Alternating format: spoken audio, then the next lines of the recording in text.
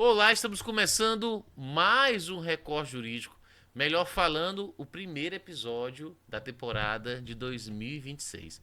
E para começar com o pé direito, eu estou aqui com nada mais, nada menos do que o Dr. Pedro Gato, que teve o seu nome citado no evento Escritórios do ano de 2025. Doutor, seja muito bem-vindo ao Recorte Jurídico e desde já obrigado por ter aceitado o nosso convite. Obrigado, Kennedy, pela oportunidade. Movimentações como a iniciativa do recorte jurídico, ela é sempre importante para fortalecer a advocacia e unir ainda mais a nossa categoria. É um motivo de satisfação para mim estar participando aqui com você e de ter sido citado pelas pessoas do nosso estado como um dos bons advogados do nosso estado.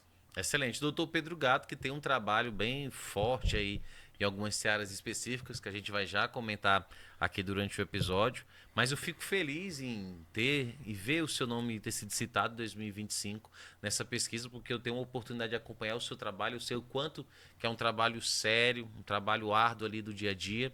E eu queria que você já começasse a nossa entrevista explicando qual é a sensação de saber que o seu nome foi citado entre os advogados mais lembrados do seu estado.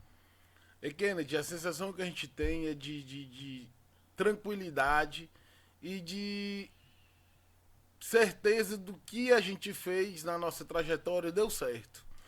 São as escolhas, a forma como a gente se posiciona, a forma como a gente acredita na advocacia.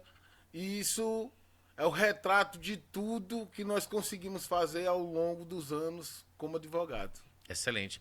Até ia lhe perguntar, aqui é uma questão, um momento curiosidade do Kennedy. Eu tive a oportunidade de conversar com algum dos advogados que foram citados e toda vez que eu tinha a oportunidade de perguntar, eu fazia a seguinte pergunta: como é que começou essa trajetória do Pedro Gato na advocacia? Era um sonho de moleque, era de criança, era indicação dos pais? Como é que tudo começou? É que, na verdade, nós não tínhamos é, tradição jurídica na nossa família, nenhum representante, pelo contrário.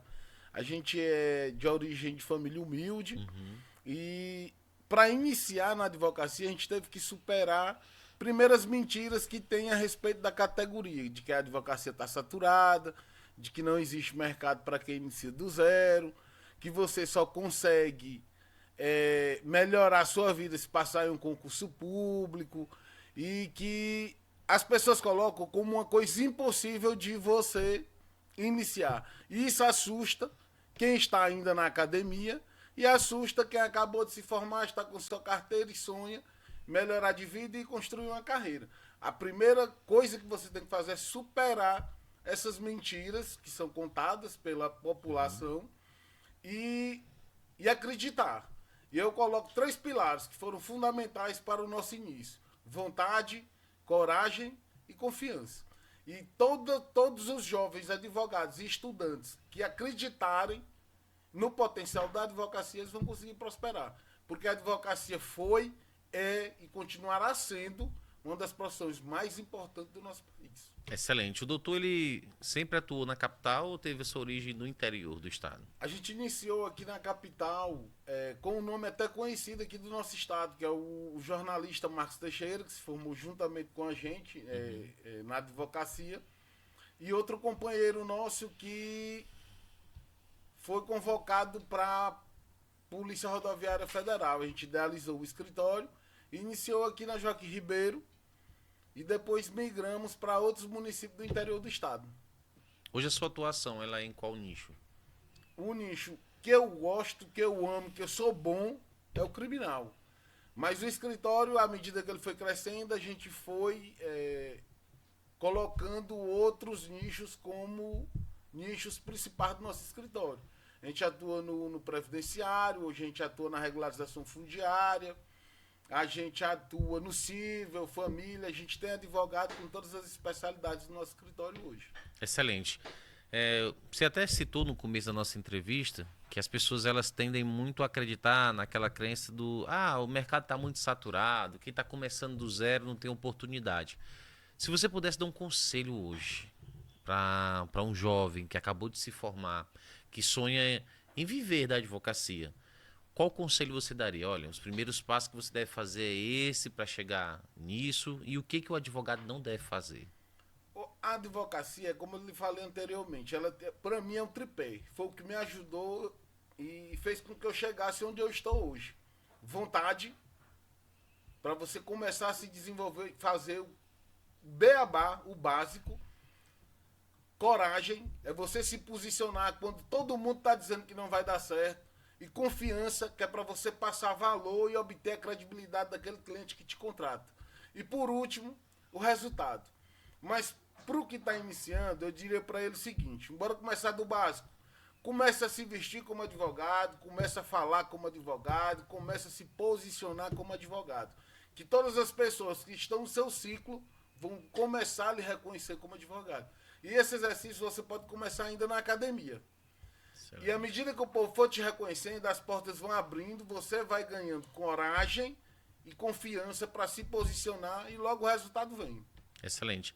Para sua opinião, a gente está tendo um avanço muito grande com a tecnologia, com marcha, até com a inteligência artificial. Qual a importância você acredita das redes sociais, da inteligência artificial na vida do jovem advogado? A inteligência artificial, hoje, a gente não pode mais ignorar ela no nosso meio de trabalho, não. E quem não se atualizar vai ficar para trás. Agora, a gente não pode pegar ela como uma base, o pilar principal. Não, ela é um ponto importante que tem que ser explorado para que a gente melhore cada vez mais e desenvolva ainda mais a atuação como advogado. Mas é um ponto importante e a inteligência artificial veio, não foi para retirar méritos e nem alterar personalidade de ninguém. Ela veio para lhe auxiliar e fazer com que você tenha uma atuação mais positiva e melhor. Excelente. Nesses seus anos de atuação, doutor, existe algum caso que ele marcou ou que ainda hoje beira ali na sua memória? Sim, vários casos, porque cada caso que a gente pega é um desafio que a gente enfrenta e aquela sede de dar resultado, de mostrar que você é capaz e que aquilo que você colocou como tese é possível, aquilo te desafia. Já teve casos aqui de júri que eu passei 3 meses que eu não pensava em outra coisa. Era só estudando para o júri, eu dormia, eu sonhava, eu ia comer uma pizza na pizzaria, eu ia pensando naquilo. Quando eu estava dirigindo, era pensando. E isso só se concretiza quando o juiz lê a sentença e absolve o teu cliente e você vai sentir a satisfação que é o resultado positivo de um trabalho duro. Excelente. E quando não acontece a absolvição, como é que o advogado ele deve se comportar referente a isso? Você sempre tem que buscar dar o melhor que você pode. Nem sempre é caso de absolvição, mas você tem que buscar o melhor resultado que vai beneficiar o seu cliente. Então, quando você pega um caso, não é que você tenha que se emocionar com aquele caso. Mas você tem que incorporar ele de tal forma, primeiro para que você acredite naquilo que você está fazendo. Você se convencendo, aí você tem a peça na mão para convencer os demais, tanto jurados como todo mundo que vai estar ali no seu entorno. Excelente, excelente. Ó, um assunto que beira muito na advocacia, principalmente entre os jovens advogados, aqui eu estou me colocando como jovem advogado, né? Quando a gente traz aqui os advogados renomados, como o senhor, que saiu em uma pesquisa como essa, é normal eles terem curiosidade como é que consegue, por exemplo, conquistar um patamar nesse de cliente, porque no começo eu acho que coisa mais difícil para o advogado é conquistar os seus primeiros clientes. Você tem alguma dica? Daria alguma dica para quem está precisando, por exemplo, iniciar a advocacia e está com essa dificuldade? Resultado, querido. O melhor network, o melhor abridor de portas para advogados jovens é o resultado. E o resultado você começa do pequeno. Muita gente sai da academia sonhando que vai ficar milionário, que já vai ganhar mundos e fundos de dinheiro, acaba passando por situações de clientes ali que pode render frutos no futuro, mas acha que não é algo rentável. E para quem está iniciando, o rentável é o network que ele vai construir com aquele cliente dando resultado. Então, uma ação, por menor que seja, no início, se posicione, gere valor com o seu cliente, dê resultado. que em pouco tempo você vai ver isso se multiplicar e você mudar a sua vida pessoal e profissional. Olha aí, você que está do outro lado, aproveita, já anota as dicas. Não é à toa que o um foi citado, né? Então, quem está acompanhando desde o começo aqui do episódio, já dá para absorver muita coisa bacana. Doutor, terminei de fazer a faculdade. Vale a pena investir em pós-graduação ou é melhor cursos práticos? O melhor é você dominar primeiro o básico da advocacia. Porque os cursos básicos eles vão te auxiliar. Então não adianta eu ir fazer uma pós em eleitoral, uma pós em previdenciário, uma pós em criminal, se eu não sei utilizar o PJE, se eu não tenho domínio total de elaborar petições, eu não tenho domínio total de atender o meu cliente, de fazer um checklist, de organizar a minha atuação. Às vezes o que tira, Kennedy, a confiança do jovem advogado é o fato dele não saber o básico. Então, faça o básico bem feito, que depois você melhora. É como aquele bordãozinho que o pessoal usa na internet.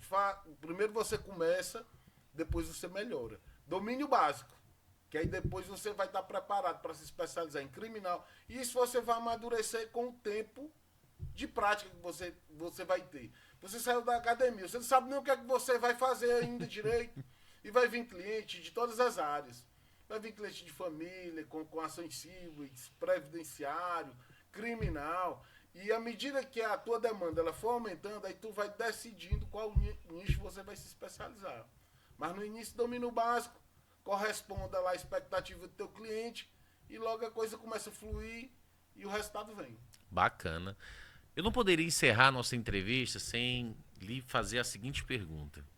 O que o ano 2025 significou para você e o que você espera desse ano 2026? O ano de 2025 foi um ano de grandes desafios, onde a gente passou por uma transformação imensa na nossa vida pessoal e profissional.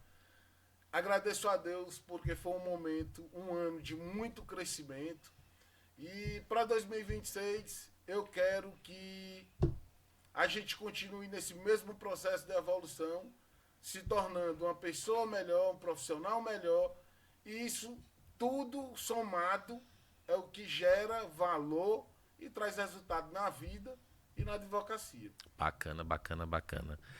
Nós estamos agora em 2026 com um projeto muito bacana de incentivo à leitura, que é o que a gente chama de Clube do Livro do Recorte Jurídico. E todos os entrevistados, eles estão recomendando uma obra para que seja lida aqui no nosso clube. E o doutor Pedro Gatto, eu não poderia também deixar você de fora, né? Qual o livro que você indicaria para o clube? Você acha que é interessante ler? Advocacia, quando você é advogado, você tem que ter um conhecimento acima do conhecimento de uma pessoa média normal. Porque você tem que permear, conversar sobre todos os assuntos, a tua mente ela tem que ser muito flexível, muito rápida, e isso ela tem que te levar, e o que vai te levar a ter isso são as leituras de livros de fora do direito, do direito. De dentro do direito eu posso citar um autor contemporâneo, Aurí Lopes Júnior, César Roberto Bittencourt. Aí se você quiser fazer uma leitura mais aprofundada no seu íntimo e ativar o seu espiritual e levar ele para o pessoal, para o político, para o jurídico, a Bíblia. Aí você leu a Bíblia, não tem a confiança, mas já tem. Para abrir o coração, lê as 48 Leis do Poder. São livros que vão agregar para você e vão acrescentar muito na sua articulação como profissional. Eu leio de tudo. E se eu assistir um desenho animado, eu tiro uma lição para minha vida e eu coloco ele na minha atuação como advogado. Então você tem que ter essa visibilidade crítica e tudo que você lê vai te ajudar. Parabéns, parabéns. Doutor, nós chegamos ao final da nossa entrevista. Eu quero agradecer pela sua presença. Para que os nossos telespectadores possam acompanhar o seu trabalho, existe alguma rede social, algum canal de comunicação? Tem @Dr. Pedro Gatto no Instagram. A gente tem fortalecido essa marca antes, por ser um apelido que eu herdei do meu pai. Eu utilizava Pedro Moura. Isso confunde. Na minha atuação, às vezes alguns me chamam de Pedro Henrique, Pedro Moura, Pedro Gatto, mas o meu nome de atuação, que eu quero que o Estado e o Brasil todo me reconheça, é Dr. Pedro Gatto mesmo. Nós vamos fazer disso uma marca aqui no Piauí e no Brasil pela atuação firme séria e comprometida que a gente tem com os nossos clientes. Excelente. Esse foi mais um episódio do Recorte Jurídico. Eu estava com saudade de estar aqui com vocês. E olha só, quer ficar por dentro de tudo que acontece aqui? Basta acompanhar nossas redes sociais. Lá no nosso Instagram, Recorte Jurídico, e nosso canal oficial do YouTube, Recorte Jurídico também. Lembrando que toda semana tem episódio novo e eu estou aqui aguardando por vocês. Tchau, tchau.